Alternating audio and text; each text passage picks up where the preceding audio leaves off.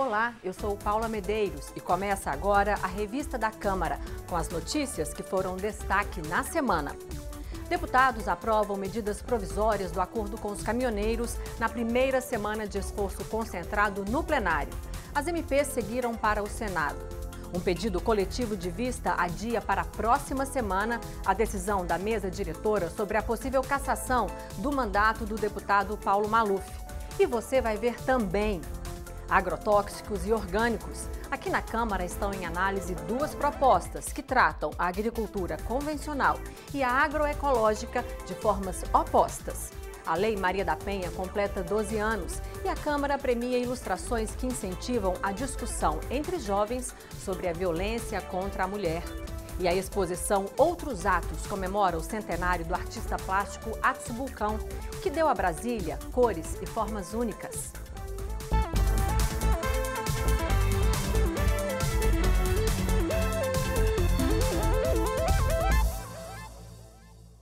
O plenário aprovou medidas provisórias para atender às reivindicações do movimento dos caminhoneiros, que parou o país durante vários dias no primeiro semestre. A repórter Dini Moraes acompanhou e mostra como foi a primeira semana do esforço concentrado durante o período eleitoral.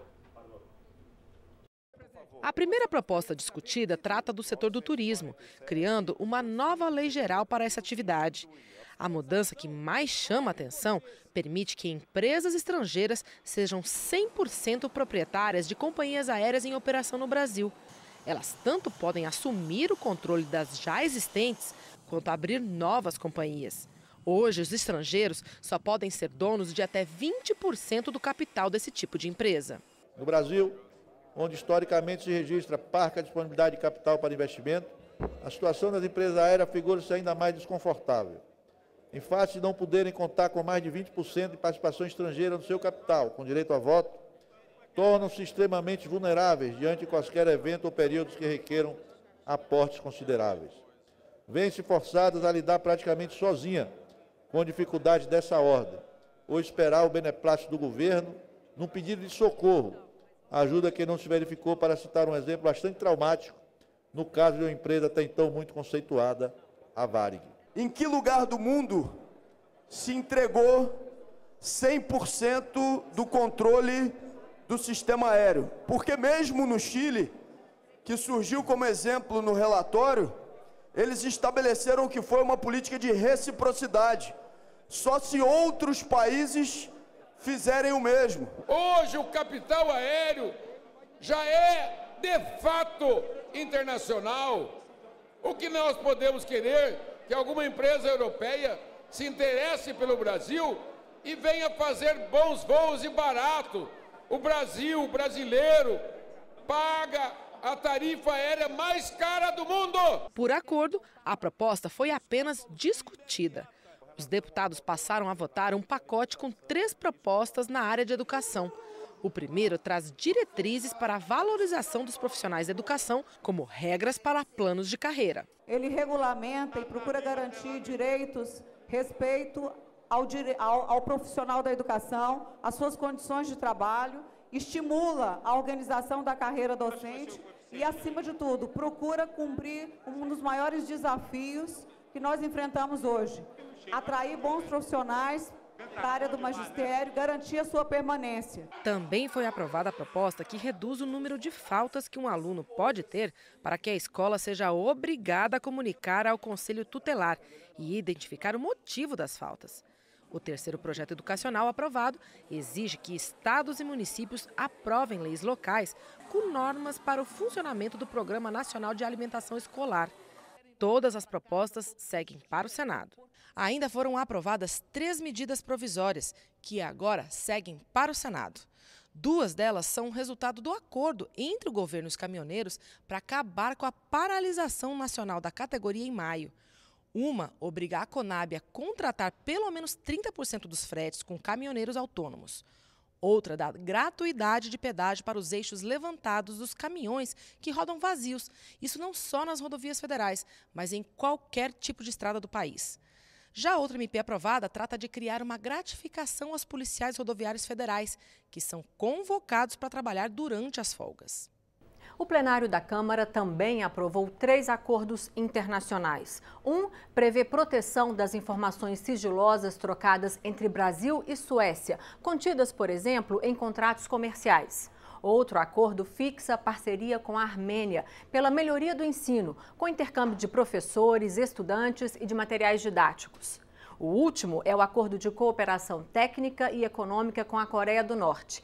Este já foi aprovado também pelos senadores e seguiu para a promulgação. O presidente da Câmara se reuniu com deputados e prefeitos que vieram pedir a votação do projeto que obriga a União a compensar estados e municípios com as perdas com a Lei Candir. Rodrigo Maia disse que pauta o projeto se os interessados mostrarem de onde virá o dinheiro para bancar a despesa. Os representantes dos governadores e prefeitos vieram à Câmara pedir ao presidente Rodrigo Maia para colocar em votação a proposta que compensa as perdas que estados e municípios tiveram com a Lei Candir desde 1997. A Lei Candir, criada em 1996, isenta do pagamento de ICMS os produtos destinados à exportação. Os estados que cobram o ICMS e os municípios que têm direito a uma parte do valor arrecadado reclamam que o governo federal não vem compensando corretamente as perdas que sofrem com a Lei Candir. É o que explica o representante dos prefeitos. O que a União está compensando hoje não chega a 10% do valor que deveria compensar. Lá em 96 havia um desequilíbrio da balança comercial, a Lei Candir veio para equilibrar esta balança, logo imediatamente pós-Plano Real, e foi bom para o Brasil. Nós reconhecemos isso, mas não dá para essa conta ser bancada apenas por estados e municípios da federação. O projeto de lei complementar, aprovado por uma comissão de deputados e senadores, estabelece que o governo federal deve compensar essa perda bilionária, repassando aos estados e municípios 19 bilhões e meio de reais em 2019, 29 bilhões e 250 milhões de reais em 2020 e 39 bilhões anuais a partir de 2021. O presidente da Câmara considera justa a reivindicação dos estados e municípios, mas diz que o governo federal também está com um grande déficit. Se mostrar da onde tira, da onde vai cortar, eu posso pautar. Agora, tirar de investimento, como eu li numa matéria no site do jornal, não tem a menor condição, até porque não tem investimento no Brasil. Porque se há um déficit primário, significa que o investimento não existe. O que existe investimento, né, é coberto com o aumento do endividamento. E a gente não pode continuar aumentando o endividamento público, nós já estamos chegando a 80% do PIB de endividamento e daqui a pouco nós vamos ter um problema como nós tivemos na década de 80, que é a falta de capacidade do Brasil de financiar a sua dívida. Um pedido coletivo de vista adiou para a próxima semana a decisão da mesa diretora sobre a possível cassação do mandato do deputado Paulo Maluf, do PP de São Paulo. Preso desde dezembro do ano passado, Maluf foi condenado pelo Supremo Tribunal Federal por lavagem de dinheiro quando era prefeito de São Paulo. A condenação no Supremo Tribunal Federal prevê a perda do mandato, mas os advogados do deputado argumentam que o processo ainda não foi concluído. Uma certidão do Supremo, no entanto, já atestou que não cabe mais recurso. Há duas hipóteses no caso de cassação. Uma é por sentença penal condenatória transitada em julgado e a decisão nesse caso, a Constituição é clara, que é pelo plenário da Câmara dos Deputados. E no outro caso, quando há faltas do deputado em mais de 1/3 das sessões, aí a própria mesa quem declara. O ministro Fachin diz que é para se determinar a cassação do mandato pela mesa, porque ele vai faltar em 1/3 das sessões. No entanto, o deputado Paulo Maluf está suspenso pelo presidente da Câmara desde então e não há faltas nesse caso. Além disso, não há um acordo com trânsito em julgado até agora. Uma decisão sensata de fazer um adiamento até para que o próprio presidente e o corregedor possam pegar mais informações junto ao Supremo Tribunal. Há elementos técnicos que a defesa levantou e que eu acho que tem que ser melhor esclarecidos. Esse processo não há o trânsito em julgado, especificamente no caso do Paulo Maluf, e evidentemente não caberia à mesa tomar essa decisão. Na semana que passou, foi lançada aqui na Câmara a primeira Política Nacional de Vigilância em Saúde. Ela vai orientar as ações de governo para a área nas esferas federal, estadual e municipal. O conceito-chave é a prevenção, como forma de enfrentar, por exemplo, o ressurgimento de surtos de doenças que eram tidas como erradicadas. Sarampo e poliomielite, doenças infantis que tinham desaparecido do Brasil, estão ameaçando voltar. Conforme as pessoas vão deixando de ouvir falar nas doenças, também elas vão desacreditando que é necessário fazer a prevenção por meio da vacinação. Então a gente acaba tendo a reintrodução de algumas doenças que já estavam ou controladas ou eliminadas. Ao mesmo tempo, a população está envelhecendo e as doenças crônicas, como diabetes, aumentando. Cada vez mais, o desafio da saúde pública é evitar as doenças. Por isso, pela primeira vez, o SUS tem uma política nacional de vigilância em saúde. Quando você tem o atendimento anterior à doença, sempre é muito melhor do que você tratar da doença. A estratégia que foi apresentada na Câmara dos Deputados prioriza medidas para controlar a transmissão de doenças e para prevenir fatores de risco, como a obesidade. Esse tipo de proteção é considerado tão importante quanto cuidar de quem está doente. Profissionais de saúde e usuários do país inteiro participaram da elaboração da política durante 2 anos. E o que nós formulamos a partir da Política Nacional de Vigilância e Saúde é um rumo, uma direção para que o Estado brasileiro possa, de fato, fazer aquilo que nossos avós já diziam. É muito melhor você prevenir do que você remediar, você proteger do que você atender algum risco. Na prática, a política garante recursos, prevê a capacitação de profissionais e ações educativas. Também orienta que as equipes de vigilância epidemiológica, vigilância sanitária, saúde ambiental e saúde do trabalhador trabalhem integradas. E prevê que sejam desenvolvidas estratégias de participação dos cidadãos. Quando você determina uma política nacional de vigilância em saúde, é entender que saúde não é só hospital, saúde não é só remédio e saúde não é só um olhar assistencial, mas sim um olhar que pensa o cidadão inserido no seu território, no seu local onde ele vive.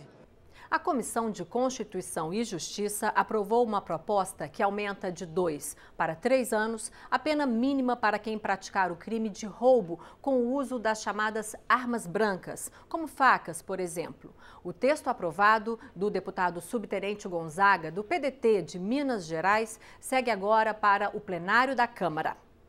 Você vai ver daqui a pouco na revista da Câmara. Agrotóxicos e orgânicos. Aqui na Câmara estão em análise 2 propostas que tratam a agricultura convencional e a agroecológica de formas opostas. E a exposição Outros Atos comemora o centenário do artista plástico Atos Bulcão, que deu a Brasília cores e formas únicas. Eu volto já.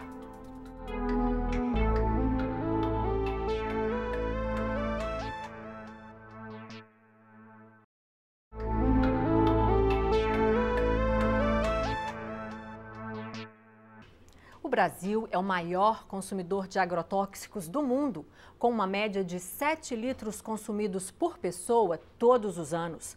No Paraná, esse índice ultrapassa os 8 litros por pessoa. Os defensores da alimentação natural afirmam que essa química, que está em frutas, verduras, carnes, leite, bebidas e produtos industrializados, pode fazer mal à saúde.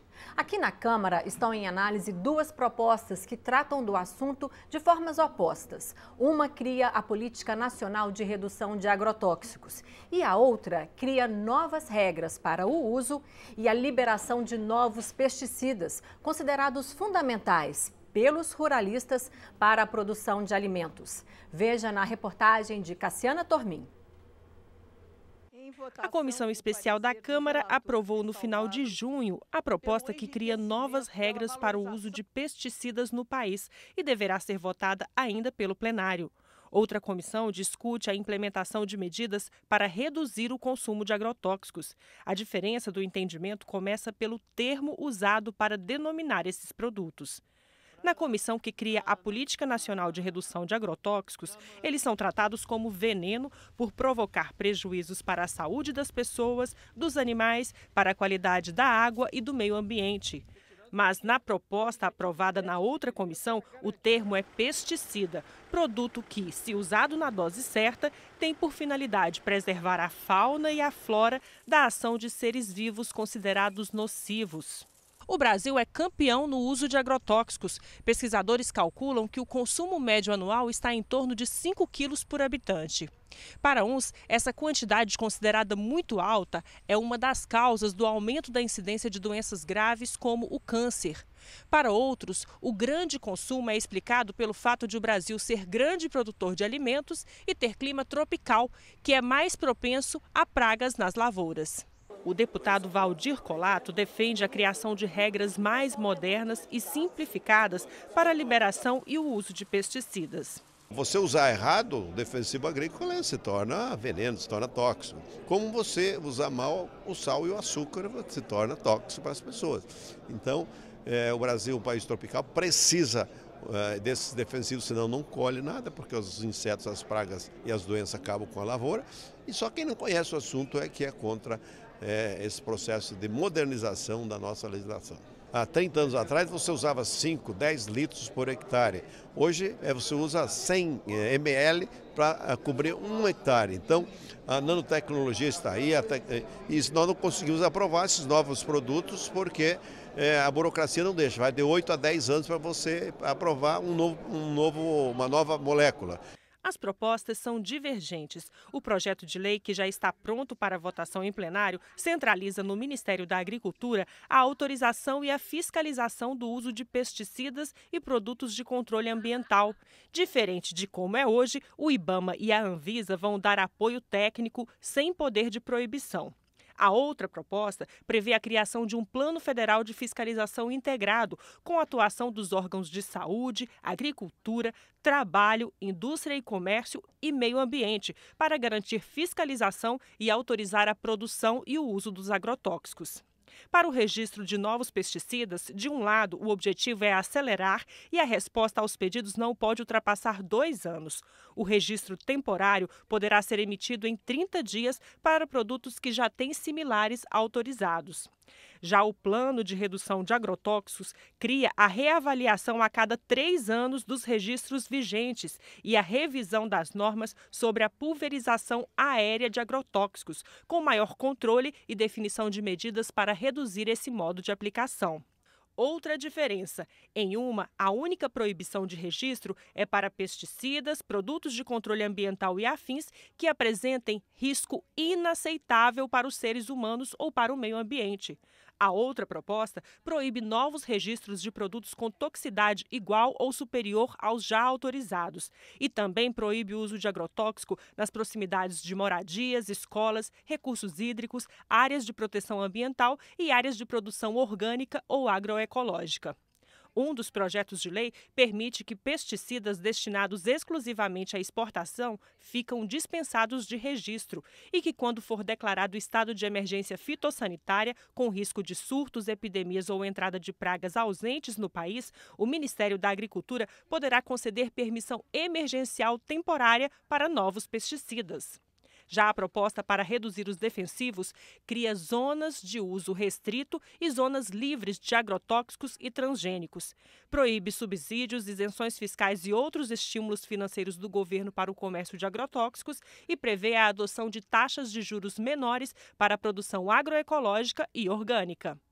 Para o relator da proposta de redução de agrotóxicos, o governo precisa estimular os produtos orgânicos, que ainda são muito caros, mas têm mercado garantido e consumo crescente. Só na cadeia da produção e distribuição de agrotóxico, o Brasil dá isenção fiscal de 1 bilhão por ano. Ou melhor, a conta exata, nos últimos 7 anos, 9 bilhões de isenção fiscal. É de imposto que deixa de ser arrecadado e que é dado para as empresas que produzem e distribuem os agrotóxicos.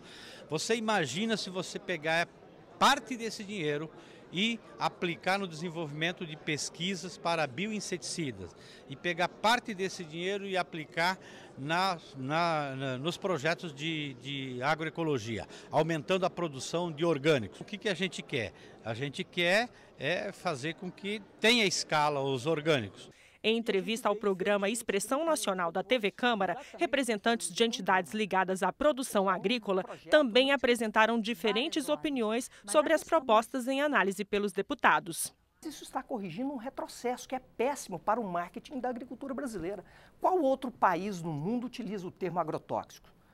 Na União Europeia, a maioria utiliza produtos fitofarmacêuticos. No Mercosul, produtos fitossanitários.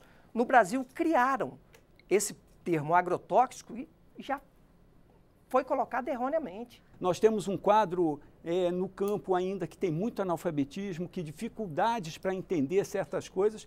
Então a gente queria uma expressão que já desse o impacto do risco que a pessoa teria ao estar mexendo com aquele produto, que ela saber previamente que ela estava lidando com um produto perigoso. Então esse foi a grande construção que se fez.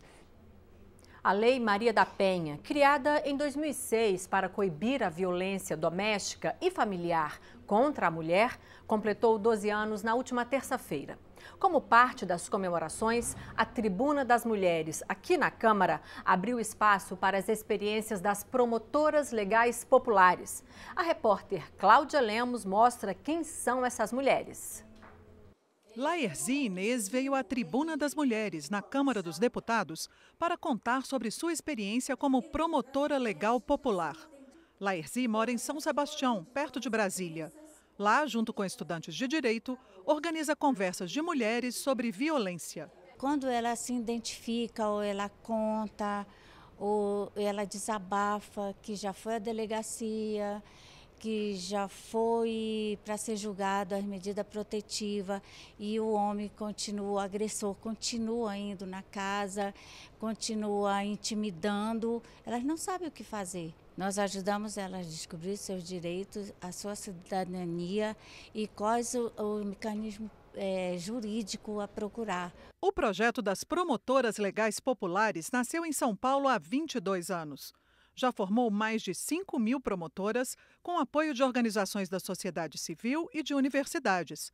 As voluntárias orientam mulheres sobre como conseguir seus direitos na justiça e em outros serviços públicos. Para a deputada Jo Moraes, o projeto deveria ganhar também o apoio do governo. O voluntariado é ótimo da sociedade, mas diante de crime, diante de assassinato, voluntariado é insuficiente. Os órgãos públicos têm que investir, têm que aperfeiçoar sua estrutura e incorporarem as iniciativas como essa das promotoras legais populares. A Câmara aproveitou a data para realizar a premiação do 6º concurso de ilustrações sobre a Lei Maria da Penha. O objetivo é incentivar a discussão entre os jovens sobre a violência contra a mulher. Anualmente, a Secretaria da Mulher, que é composta por deputadas da bancada feminina da Câmara, escolhe um tema para incentivar a discussão sobre a violência contra a mulher entre jovens de diferentes comunidades e grupos sociais. O tema escolhido esse ano foi o empoderamento feminino como mecanismo de superação da violência.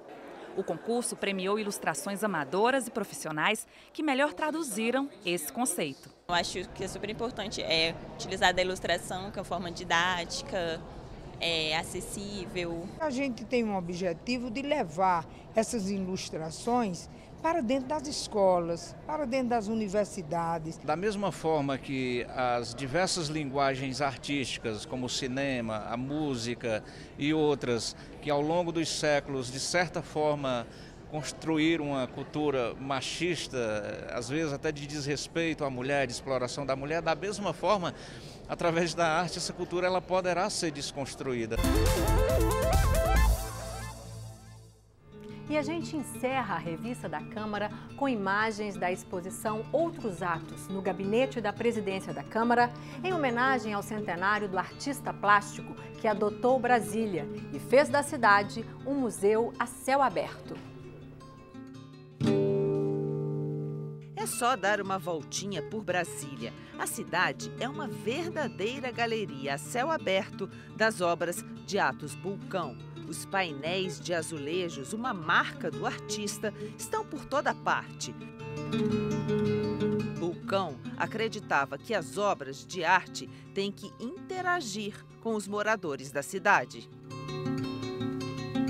Mas o que pouca gente sabe é que Atos Bulcão não produziu apenas os painéis de azulejos.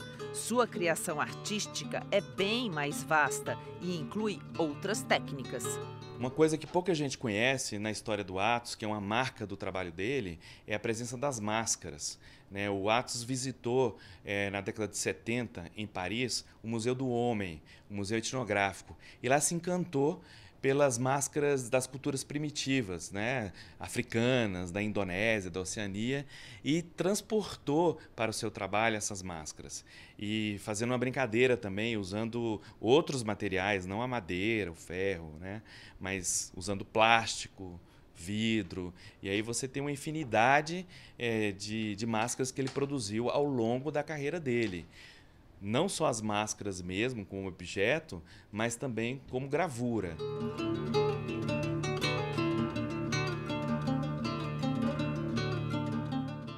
Se estivesse vivo, Atos Bulcão faria 100 anos em 2018. Em homenagem ao artista, a Câmara dos Deputados apresenta a exposição Outros Atos, com 44 obras de Atos Bulcão que pertencem a 3 coleções particulares, todas pouco conhecidas do grande público. São aquarelas e pinturas figurativas da década de 40, gravuras da década de 70 e pinturas e desenhos da última fase do artista. A nossa intenção foi focar em obras que tivessem pouca visibilidade ou que fossem pouco conhecidas do Atos Bulcão. Aqui você vai poder encontrar também algumas pinturas figurativas do início da carreira do Atos, muito singelas, entendeu? Mas importantes também pelo conteúdo histórico, parece que são obras que ele ainda estava em fase de estudo, descobrindo a pintura, mas também outros trabalhos em que você percebe o abstracionismo geométrico do Atos, quando ele começa a explorar as cores, os formatos. E aí, logo depois, a última fase, que são os desenhos à mão livre, já no final da carreira dele. Atos Bulcão era um carioca apaixonado por Brasília. Chegou na capital do país antes mesmo da inauguração, em 1958. Nunca mais saiu. Morou na cidade até 2008, quando morreu aos 90 anos. A exposição Outros Atos pode ser visitada até o dia 4 de novembro, sábados e domingos, de 9 da manhã às 5h30 da tarde, no gabinete da presidência da Câmara dos Deputados, em Brasília.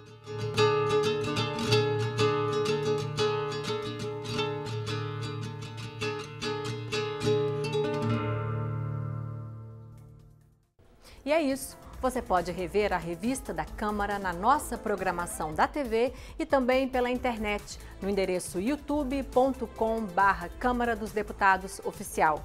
Até a próxima. Tchau!